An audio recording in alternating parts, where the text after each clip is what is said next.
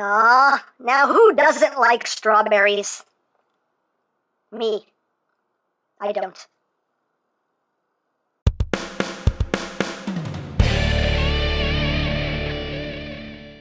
Hey, what's up my peoples? EmGo here, the freaking geek himself, and today we will be reviewing the S.I.C. Kamen Rider Gaim ICHIGO Arms. So here we are, and there he is, and first and foremost, as always, we'll take a quick look at the packaging. So right up front here, we have a Gaim, Kamen Rider Gaim ICHIGO Arms. On the top of the box, Kamen Rider Gaim ICHIGO Arms, covered in that Helheim fruit, that sweet, sweet Helheim fruit. On the side, we have Gaim. On the other side, we have Gaim. On the bottom, we have words, things, and stuff that I cannot read. On the back of the box, we have some more obligatory product shots of Gaim and Gaim and Gaim and Gaim, and that's basically it for the packaging. Then, moving right along, here we have strawberry-flavored Gaim, another in this awesome line of S.I.C. Gaim figures. So let's get in close here so we can take a look at all of the detail. You can see the head crest nicely done with that metallic red in there. You can see the kind of strawberry design behind the visor there. A little hard to see. The helmet itself, as you can see, very nicely done. Those nice metallic paints. It's quite good with the green and the red. Nice detail. He is wearing a turtleneck. You know, his turtleneck game is strong with this figure. That's just okay. But still, very nicely detailed. And again, the paintwork just looks great. And you got the shoulder pads here. Again, that nice metallic red and green chest piece. Done that metallic red with some gold trim. And you got the other shoulder pad. Again, nicely done. Got some silver there for the hinges, some silver details there as well. Just moving down to suit. Again, nicely detailed. You got the Sengoku driver right there with the Ichigo lock seed opened up. Again, as usual, tons of detail, and all of it looks great. You get the nice gold in there on the legs, going down the fronts of the shins. These front shin pieces are die cast, by the way, as well as the forearm pieces. They are made of die cast. So you get a little bit of metal content in this as well. And the shoes, nicely done. The bottoms are even molded and painted with the Gaim symbol. And moving up the back, again, everything, it just looks wonderful. You got that nice red back there. So, as always, these figures just look great. Now, articulation-wise, the head is on a ball joint, so you get that wiggly, waggly, wiggly, waggly. You can look up, you can look down. Head can do a full 360, although it's a little hard to do with the turtleneck on, but hey, the head can rotate. The shoulder pads are on a ball joint right here at the base, so you have your wiggle waggle there. And this section here is on a hinge as well as a rotational joint there as well. So these shoulder pads are actually really good at kind of getting out of the way. And of course, the arms themselves can rotate a full 360. They can go in and out. You got your rotation right up there. You got double jointed elbow. It's a nice full range of movement there. Wrist rotation. You also have that hinge that allows the hand to move in and out, and depending on how you have that oriented, you can have the hand going in any direction you want. The waist is on a ball joint, so you got all that wiggly waggly there. Legs can move forward that far, back that far, outward that far. You get rotation at the top of the thigh, double jointed knee, and whoops, forearm piece came off, just pegs in. There we go. On the feet, can move up, they can move down. You do get ankle tiltage as well as rotation, and you have a toe joint there. So as always, quite posable. So now let's run through all of the accessories. First thing is the Muso Saber, which comes in a very cool sheath with the gold and silver. You get some gold and silver there at the tip. You can see the sword itself has some nice painted details in there. They even painted the barrel silver, which is quite nice. And now we have the blade of the sword, done in silver and gold. This Muso Saber is different from the one that came with the original orange arms, as you can see. So definitely a shorter blade and a straight blade. And obviously some differences in the coloration there as far as the handle goes.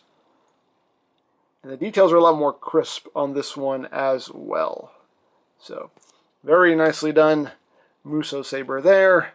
And you have your sheath. So you got that. You also have this clip here for the Muso Saber, and we'll show off how this works in a little bit. Of course, as always, you get optional hands. You get these two, Lockseed holding hands right there with a nice gold paint on them.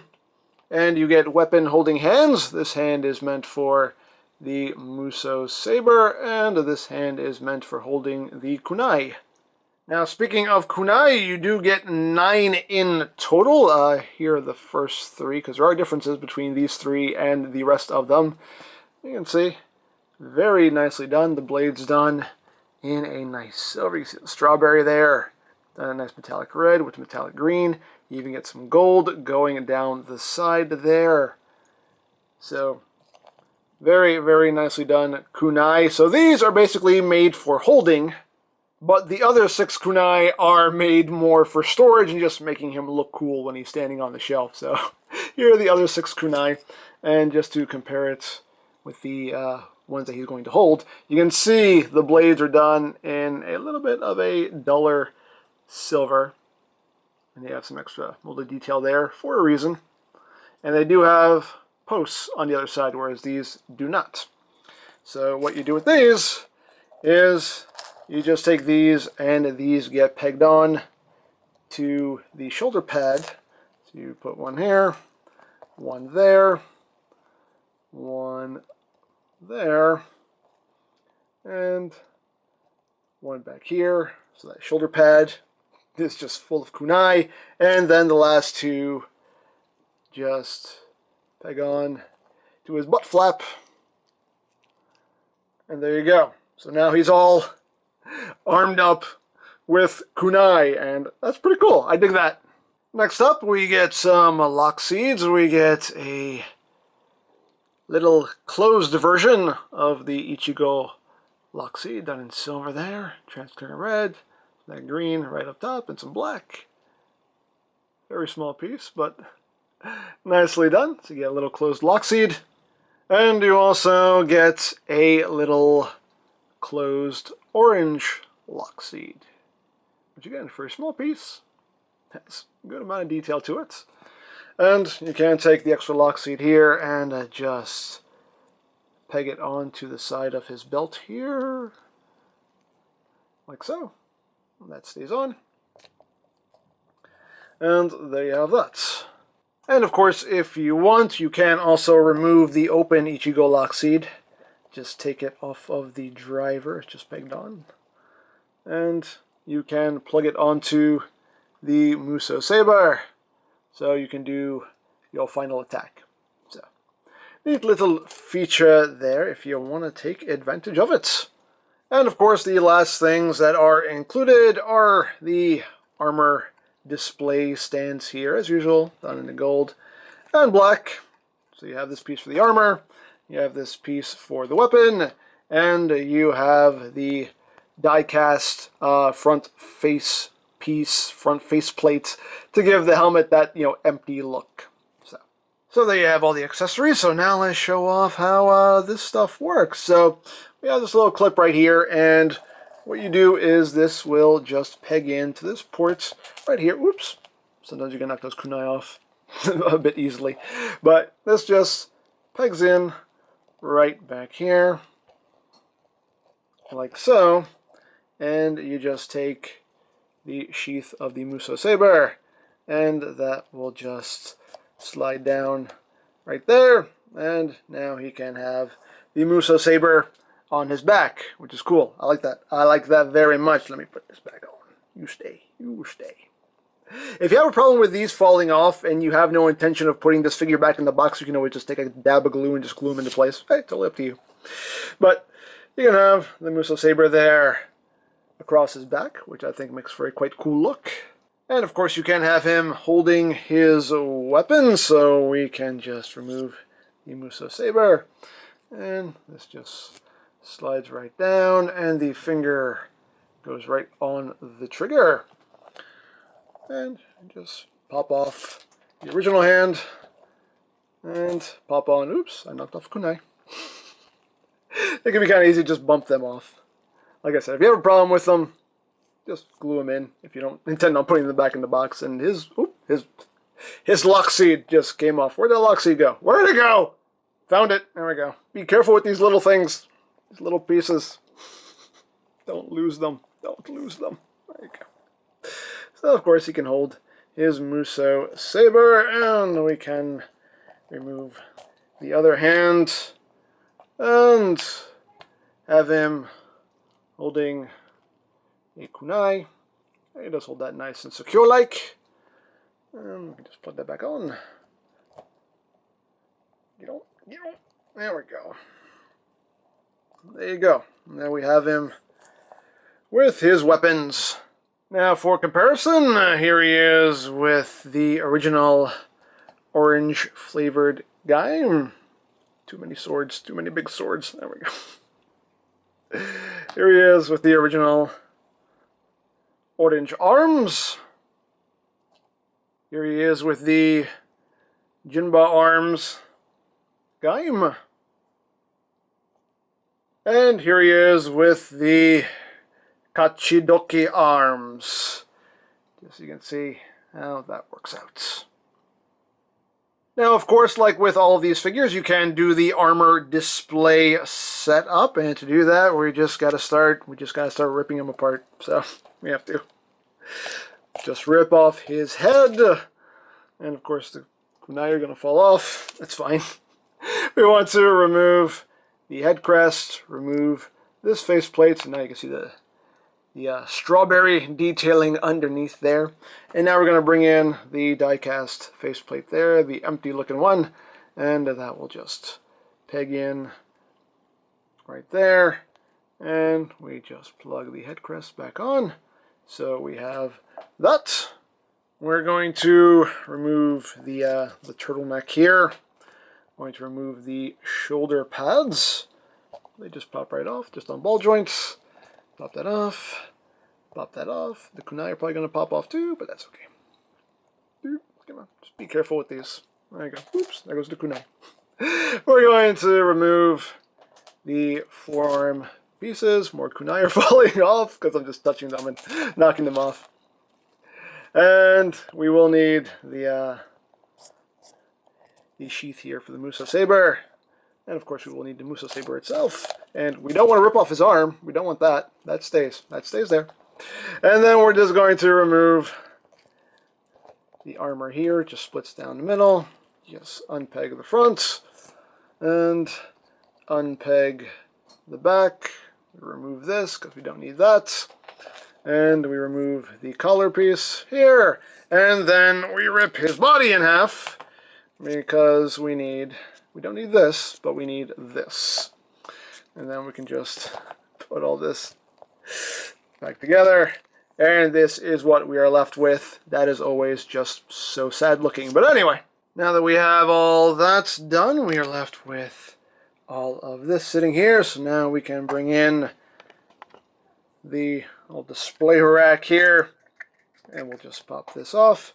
And we'll just start putting these pieces on. So put the collar piece on, plug on the chest, plug on the back, and everything does work with you pretty well. Nothing really fights you, thankfully. So you get that on, then you pop on the shoulder pads. Again, you just pop them right on the ball joints. And plug it in, plug it in. Boop. Plug it on like so. Take the turtleneck, just put that on top. There we go. And bring the helmet down. And he needs hands, so we can just take these fists here, and that can just plug in like so, and plug on like so. And only one kunai survived. It's the only one. That was the only one strong enough to survive. Anyway, so now we have that, and we just bring in this section here. We just drop this section right on top of it, and we just plug this on. Plug it in, plug it in. Plug it in, plug it in. Like so. Oh, we need the forearm pieces as well. They just peg right on. Like so, and like so. There we go. So we got that. So we'll just put this back in the sheath. We'll put the kunai back on, because, you know, we have to have the whole look going on here. We need to have the whole look, kunai and all. All the kunai, everywhere kunai. Here a kunai, there a kunai, everywhere a kunai kunai. Old MacDonald had a kunai. That's a really weird farm. Anyway. So you got that going on. And then, of course, we bring in the little weapon stand there. And we just put the Muso Saber right there.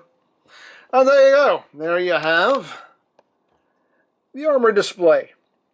Again, it's pretty cool. It's cool for what it is. It's definitely a nice display option if you want to take advantage of it. And like with all of these figures, you do get the backdrop here, done in gold with Gaim symbol on it. And you can just drop that right back there. Again, makes for a really cool display. So there you go. There you have Gaim and the Ichigo arms. Another very, very cool figure from S.I.C. I absolutely love these figures. I think they're awesome. I just love the style. I love the detail. I love the paintwork. Just all of it just really impresses me personally. And of course, it's Gaim. I love Gaim, so I will buy anything Gaim. So as long as they keep making these figures, I will keep buying them.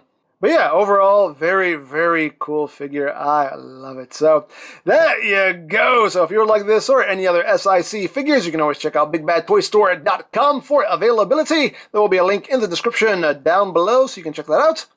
You can also check out my Kamen Rider Gaim playlist for any reviews you may have missed. Also linked in the description down below, so you can check that out as well. And I think that's it. So don't forget to check out EmGo's, check out Lori Plan, follow me on Twitter, all that good stuff down in the description below. And I think that's pretty much all there is to say. So there is the S.I.C. Kamen Rider Gaim ICHIGO arms. And this is EmGo saying, remember, you don't stop playing because you grow old because you stop playing. Be geek, be proud. Palm in your face. Kazuraba! Kaito! Ah!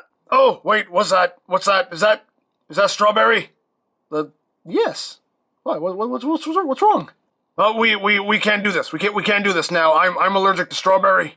It gives you an unfair advantage over me. What? You're always looking for an unfair advantage. Well, yes, I'm supposed to. That's my job, but not you. You're the hero. You're the good guy. You're not supposed to do that. So we will fight to the death when you ditch the strawberry suit, because I can feel my throat closing up right now. So Kazuraba! You know, you make fighting to the death so hard sometimes. Kaito!